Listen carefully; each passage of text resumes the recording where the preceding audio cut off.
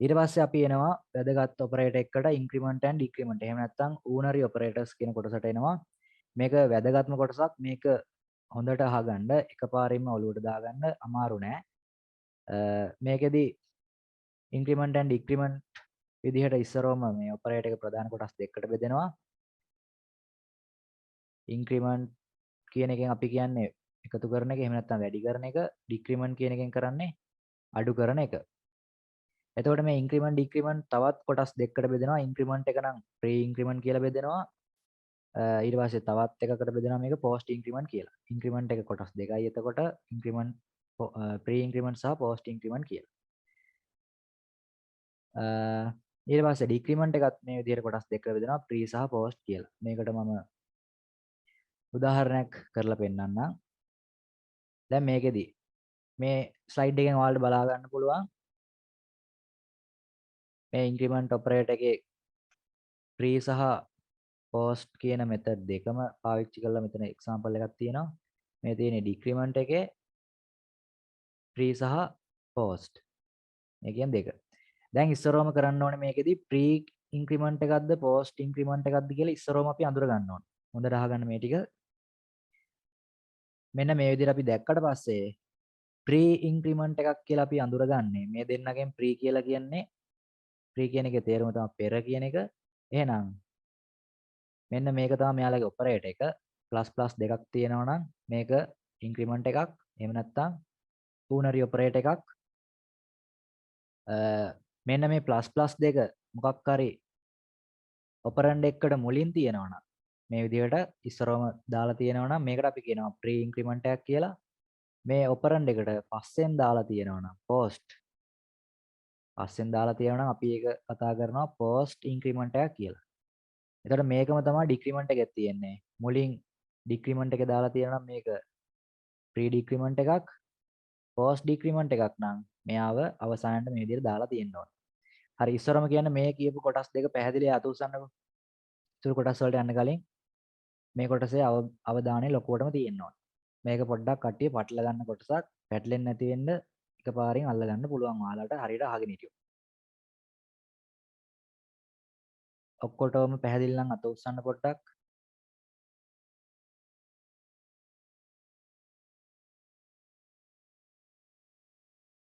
හරි.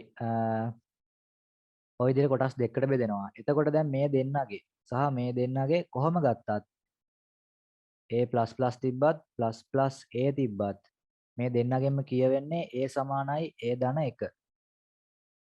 මෙන්න මේක තමයි කියවෙන්නේ. එතකොට මෙයාලගේ decrement දෙක pre තිබ්බත් post තිබ්බත් මෙයාලගෙන් කියන්නේ a සමානයි a ඍණ 1. මෙන්න මේ කියන කොටස තමයි මේ දෙන්නගෙන් කියවෙන්නේ. හැබැයි දැන් pre කියන එක්කෙනාගේ වෙන විදිහ වෙනයි post කියන එක්කෙනාගේ වෙන විදිහ වෙනයි. ඒ වෙන විදිය කොහොම වුණත් අවසානයේ ෆයිනල් රිසල්ට් එක විදියට වෙන්න ඕනේ මෙච්චරයි. ඒකෙන් එකක් අඩු වෙන එක ඩික්‍රිමන්ට් එකේදී සිද්ධ වෙනවා. ඒට එකක් එකතු වෙන එක ඉන්ක්‍රිමන්ට් එකේදී සිද්ධ වෙනවා. හරි. දැන් අපි බලමු මේ එකින් එකට මේක වෙන්නේ කොහොමද කියලා. මේ තියෙනවා එක්සැම්පල් එකක් ඔයාලා බලා ගන්න පුළුවන්. දැන් එතකොට ඉස්සරම කියලා තියෙනවා a ගියාගේ 10යි කියලා. a ගියාගේ 10යි කියලා තියෙනවා ඉන්ටිජර් ඩේටා ටයිප් එකේ. මම දැන් මේ ඔක්කොම මෙතන අය පාරක් ලියලා පෙන්නන්නේ නැහැ. මම දැන් කියන්න ඕන ටික විතරයි කියන්නේ. a සමානයි 10යි. ඊට පස්සේ b කියන වේරියබල් එකට එයාගේ data type එක integer b කියන එක්කෙනාට මෙයාව ආදේශ කරලා තියෙනවා ++ a කියලා. දැන් එතකොට ඔයාලා දන්නවා a කියන්නේ කීයද කියලා a කියන්නේ කීයද කියලා මෙතනින් අපි උඩින් දාලා තියෙනවා a සමානයි 10 කියලා. එහෙනම් මෙතන මේක අපි සුළු කරලා දක්වවුවොත් ++10. ඒ කියන්නේ මේ දෙන්නගෙන් කියවෙනවා කිව්වා a සමානයි a+1. ඒ වලට එකක් එකතු කරලා. දැන් a කියන්නේ කීයද මෙතන? a කියන්නේ 10යි. ඒ කියන්නේ 10 සමානයි 10ට එකක් එකතු කරලා එන උත්තරේ. මෙතනින් එනවා අපිට 11යි කියලා. එතකොට 11 තමයි මෙයාගේ ඉෂ්ට වෙන්නේ. එතකොට තවදුරටත් මෙයා 10 නෙවෙයි 11යි. ඒ කියන්නේ මෙන්න මේ සමස්ත කොටසෙන් අපිට අවුට්පුට් වෙනවා 11 කියන උත්තරය. එතන මෙතන කියලා තියෙන්නේ ++ a b ට ආදේශ කරන්න කියලා. එතකොට මෙතනින් එනවා කිව්වා 11ක්. මෙයාගෙන් එකක් එනවා.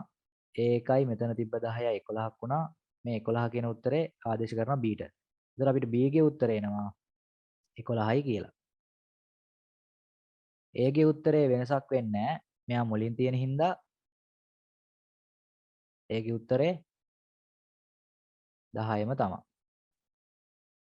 හැබැයි B ට තමයි වෙනස් වෙලා යන්නේ මේ විදිහට.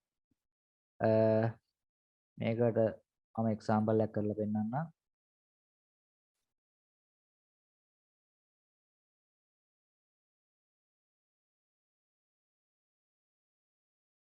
x සමානයි 12යි. ඊට පස්සේ ඉන්ටිජර් y සමානයි ++ a. මේ විදිහට දාගත්තා.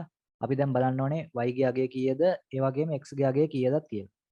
දැන් අපි මේ ඕනරි ඔපරේටර්ස් එහෙම නැත්නම් ඉන්ක්‍රිමන්ට් ඩික්‍රිමන්ට් ඔපරේටර්ස් ගැන කතා කරද්දී හැම වෙලෙම ඔයාලට sorry මෙතන එන්න ඕනේ x කියලා. මේ මෙතන තියෙන සිම්බල් එක ඕන එකක් වෙනස් වෙන්න පුළුවන්. x ද y ද z ද මේ ඇල්ෆබෙට් එකේ තියෙන ඕන ලෙටර් එකක් එන්න පුළුවන්. ඒම කියලා නීතියක් නෑ අතන. දැන් අපි ස්ලයිඩ් එකේ පොදුවට එහෙම නැත්නම් පොදු සූත්‍රයක් විදිහට කතා කරනවා ++ a එහෙම නැත්නම් a++ a මේ වගේ කියලා කතා කරලා දැන් මෙතන ඕන x කියලා කාට හරි දාගන්න පුළුවන්. ගැටලුවක් නෑ. y කියලා දාගන්න පුළුවන්. ගැටලුවක් නෑ.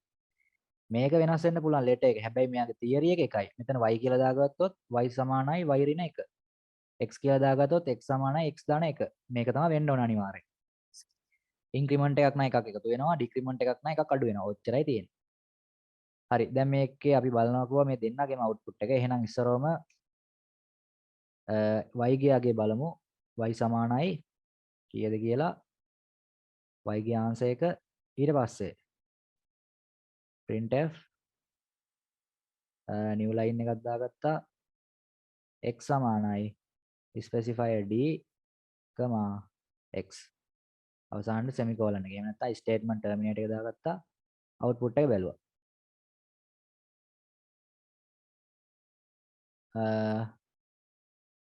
හරි. දැන් මෙතන මගේ ආන්සර් එක මේ විදිහට ඇවිල්ලා තියෙනවා. මම මෙතන දාගත්තේ integer x සමානයි 12යි.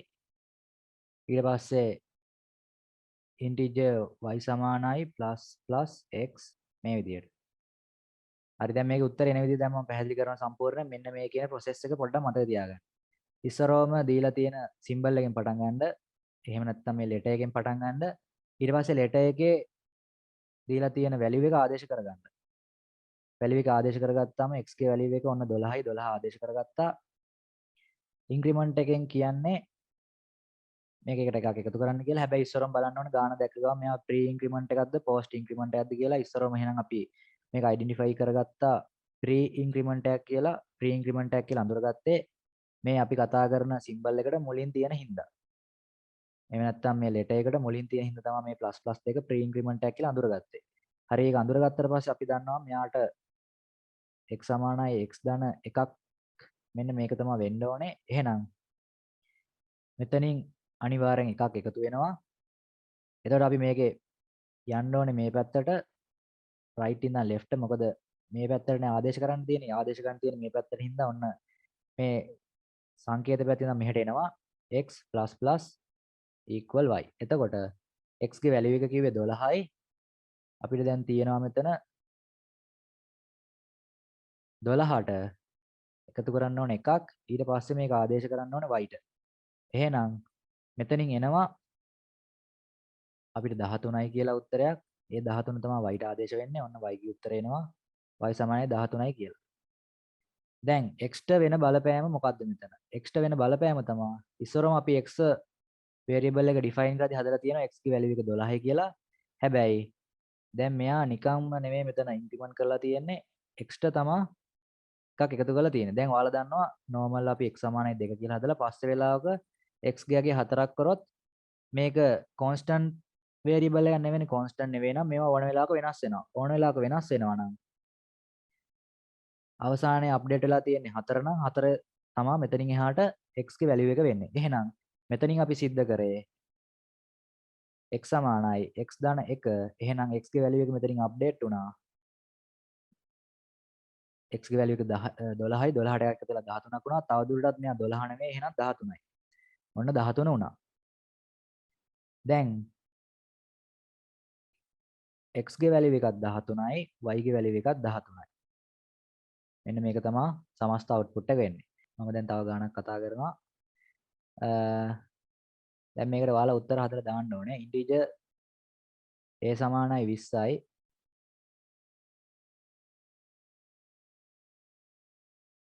ඉන්ටිජර් b සමානයි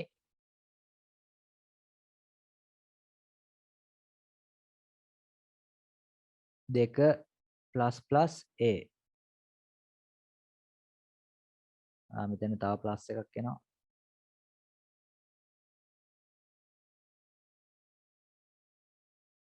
හරි. මෙන්න මේ ගාන ඔයාලට හිතෙන විදිහට සුළු කරලා උත්තරේ දාන්න. ඔයාලට කියන්නේ ඔයාලට හිතෙන විදිහට සුළු කරන්න මම දැන් කියලා දුන්න process එක අනුගමනය කරන්න. එච්චරයි තියෙන්නේ. දැන් මේ පැහැදිලි කරන කොටස මෙතනින් ඔයාලට හරියට තේරුම් නැත්නම් එහෙම මෙතනින් ඉස්සරහට ගිහලා තේරුමක් නැහැ. මොකද සාමාන්‍යයෙන් ඔයාලට එන එක්සෑම් වල මම කියන්නේ ඔයාලගේ ඩිග්‍රී වල එහෙම නැත්නම් ඉන්ස්ටිටියුට් වල දෙන එක්සෑම් වල ඉන්ක්‍රිමන්ට් ඩික්‍රිමන්ට් ඕනේ ගණනක් දෙන්න පුළුවන්. මේ ගණන් වලට අදාළව උත්තරය ගද්දී වරද්දන්න නැතුව ගන්න මේ කතා කරන කොටස් ගොඩක් ඕනේ වෙනවා. මම මේකෙදි ඔයාලට ස්ටෙප් ටිකක් කියලා දෙනවා. ඉස්සෙල්ලත් කිව්වා මම ඒක. දැන් මම ඒක ලියලම කියලා දෙන්නම්. එතකොට ඒ ස්ටෙප් ටික අනුගමනය කරලා ගාන හදන්න තියෙනවා. එතකොට මේ ඒක මම හදපු ස්ටෙප් ටිකක්. ඒ කියන්නේ මේ වගේ ගණන් සුළු කරද්දී ඔයාලට සරලව ඒවා මතක තියාගන්න පුළුවන්. මම පාවිච්චි කරපු මෙතඩ් එකක්. මේක කාට හරි එරර් එකක් කියලා හිතෙනවා නම් ඒකත් දාන්න ගැටලුවක් නැහැ. ඒක වෙන්න පුළුවන්. හිතෙන්න පුළුවන් කාට හරි මේක දැන් ප්ලස් ප්ලස් එක තුනක් දාලා තියෙනවා. මෙහෙම කොහොමද අපි දාන්නේ? මේක එක්ක එරර් එකක් වෙන්න ඕනේ. දැන් මේ කියන එක ඔයාලා කෝඩ් කරලා බලලා උත්තර කියන්න එපා. ඔයාලා පුළුවන් තරම් කොලේකුයි පෑනකුයි අරගෙන මම දැන් මේ බෝඩ් එකේ එහෙම නැත්නම් ස්ක්‍රීන් එකේ හදලා පෙන්නන විදිහට ඔයාලා try කරන්න. නැත්නම් ඔයාලට එක්සෑම් එකකට ගියාට පස්සේ හැම වෙලේම ලැප්ටොප් එකක් හරි ඩෙස්ක්ටොප් එකක් හරි දුන්නේ නැත්නම් එහෙම මේ වගේ ගාණක් හදාගන්න බෑ. පේපර් එකකට එතකොට උත්තර ලියා ගන්න පුළුවන් වෙනකොට පුළුවන් වෙන්න තමයි මේ විදිහට කියලා දෙන්නේ.